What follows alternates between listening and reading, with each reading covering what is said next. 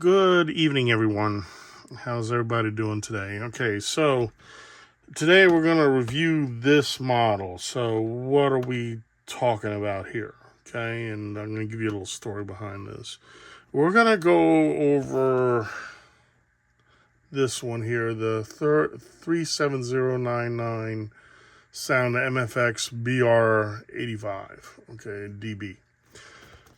Obviously, this is not a latest model. It's not a new model. Well, it was new when I bought it. But one thing that kind of ticked me off about it, I mean, don't get me wrong, it's a beautiful model and you're going to see it, was the sound. Okay, the sound. Now, we all know how much these run for brand new when this came out. We're talking about some decent 3-digit figures here, okay? Those of us that are Marklineers know what we're talking about, okay? I don't even remember the dollar number on this, but obviously it wasn't cheap, and I bought it brand new. So when I first ran it and tried the sound on it, I said, this really sucked. And I opened it up, and guess what? I see, for what I paid for, I see the sound unit, or if you want to call it the speaker. I mean, it was like a flat wafer, 20 cent, maybe not even that, 10-cent Radio Shack sounding unit, sounding whatever you want to call it, and then that was like not acceptable. It's like, I guess it is what it is.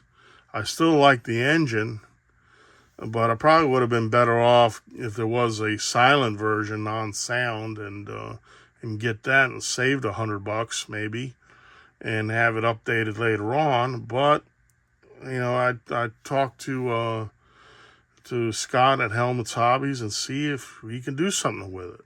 So let's see what we got here. So let's open this up, and I'm not going to get into everything with it, but the main thing that I want to find out, this has not been on the rails yet, and it's going to be a surprise to me. Hopefully it'll be a pleasant surprise, and see how he updated the sound on this, okay? Because this, you can get the newer engine, a newer version of this, and pay $400 and $500 for the thing, and go with that. And actually, here it is right here. It wasn't a wafer. Yeah, well, there it is. There's the little wafer right there. That's what it is. And it's like, we're looking at a few cents, so you can get it at Radio Shack. That's what it is. Okay, right. Okay, I paid a lot of money for this. Okay, yeah. All right. So, but I guess that was the best it was back then. But I know things were better during that time period too with other manufacturers. And Marklin, you have all the resources. I don't know, what can I say? So let's go ahead and open this up. And let's put it on the test track, and then we'll put it on the main layout and see how this works out. It is a gorgeous engine, and I'd rather have this updated than have to spend money on it. Not to mention, it's got the good 5-pole motor in it that I really, really like. And, just for the cost to update it is definitely a lot better than buying a whole new system. So this is the BR85. I mean, for this heavy tank engine, I mean, it's beautiful in every way. I mean, as far as the model and the prototype, and as far as the proportions of it, I mean, it's just everything's right with it. As far as like I said, the proportions, nothing's like out of place, or nothing is out of sync, or whatever you want to call it. It's just gorgeously made. So, and this is a 3-cylinder engine. You can see right here where my finger is, right here, the piston, the rod right here. Obviously, they didn't replicate that, but they have it. So this is a 3-cylinder engine. Okay, so I had this set for MFX8. So we'll try the 6021 here, and we'll dial it in so we can get it to run here. And maybe we can get the sound. And unfortunately, I do not have the before and after. Okay, so prior to running this, let's go over our sponsor. Okay, this video has been sponsored by Helmuts Hobbies for all your upgrade and repair needs. All gauges considered, all manufacturers considered. Again, Helmuts Hobbies. Give him a call. Send him an email. If you're not sure, send him an email. Tell him what you have and see if he can do something for you. Again, Helmuts Hobbies for all your upgrade and repair needs. Okay, so let's get back to this. So let's dial in 08. Let's see if we can get the engine to move at least. And we cannot. Let's see if I hit go. Yes, we can. Okay, so I have to hit go. All right, so we have go, we have movement. Very good. Let's see if I can get it down here so we can see the rods in motion and everything like that. And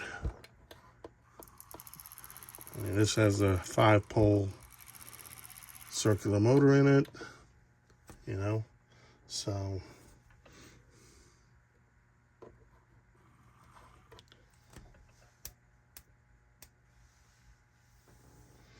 all right, let's see if we can go ahead and get the sound going if we can. Oh yeah. Oh heck yeah. Listen to that.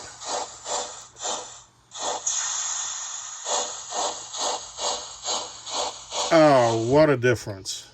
What a difference.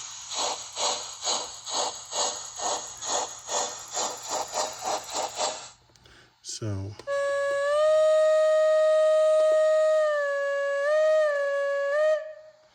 very good. All right, so that is definitely fantastic. Okay, so very good. I'm ecstatic about it, as I would always say. And let's take this one step further. Let's go ahead and put it on the main layout, and let's give this unit a good running, okay? And I've got some cars already hooked on the layout, and you know, let's take it from there. So I'm going to go ahead and pause the video. I'll see you out there. Okay, folks, so here we are, and looks like we're on here. I put it, it brought up immediately on the central station, and the central station 2, I should say. And it was already programmed on there, but that's great. So let's go ahead and give it some life.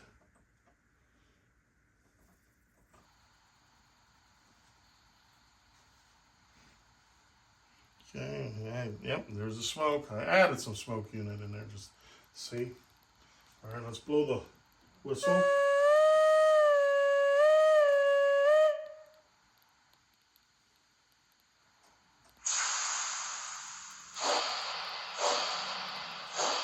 And that's the reverse. Let's go ahead and let's get forward.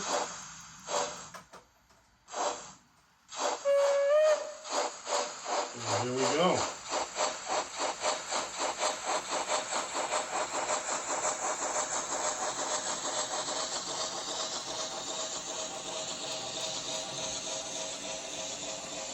All right, let's follow this thing around and see what we got.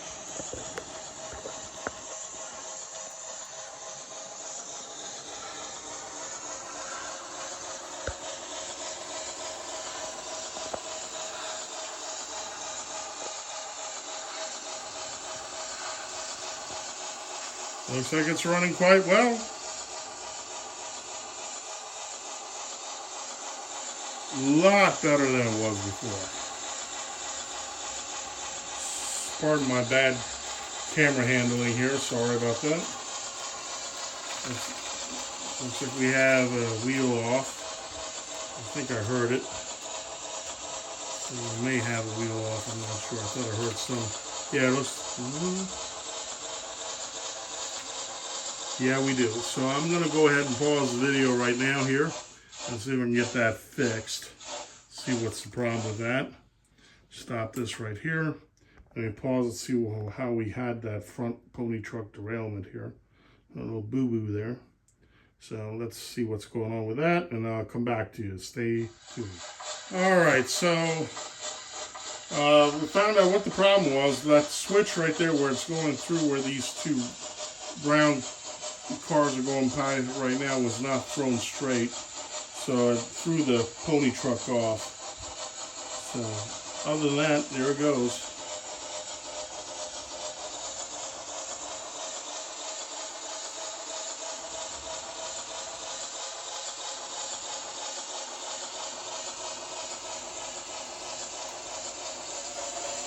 Give it some more speed.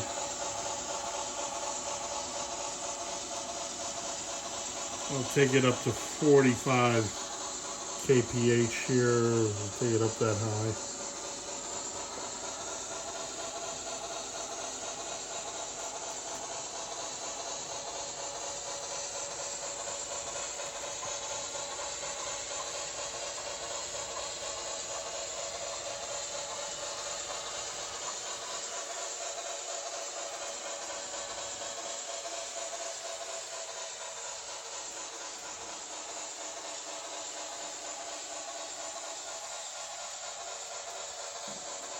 Most excellent, I think.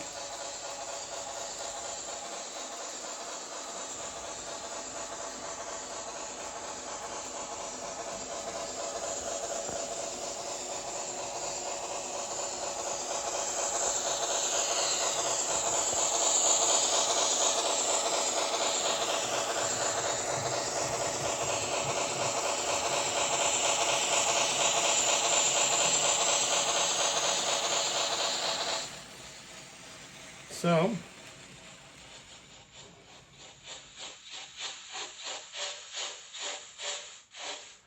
let's go ahead and back this up a little bit. I'm going to put this back on the tripod, so bear with me for my camera handling again, please. And we'll talk about this a little bit. Again, bear with me. There we go. Let's go ahead and back this up and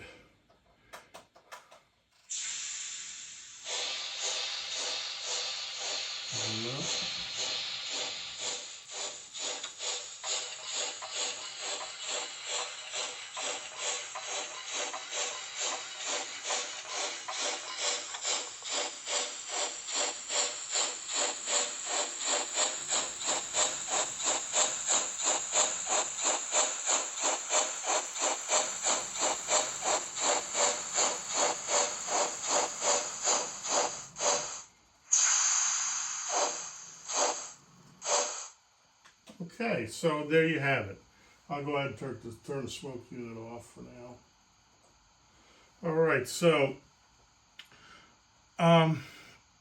this is what I think.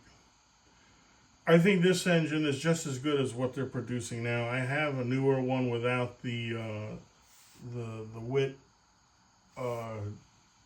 smoke deflectors on with the newer motor. And of course, that thing is brand new. It's a really heavy-duty, heavy price on it. And I'm just going to say this. I think with what Helmuts Hobbies did, Scott Hausman, with the labor, the cost of the replacement speaker, I mean, this is a nice alternative and just spend that money instead of, you know, maybe you can sell your old model, get something towards the newer one, and maybe you're going to have the can motor, if anything. And, you know, I've heard mixed reactions about it. I have them myself, and Scott has replaced a couple of them for me with ease.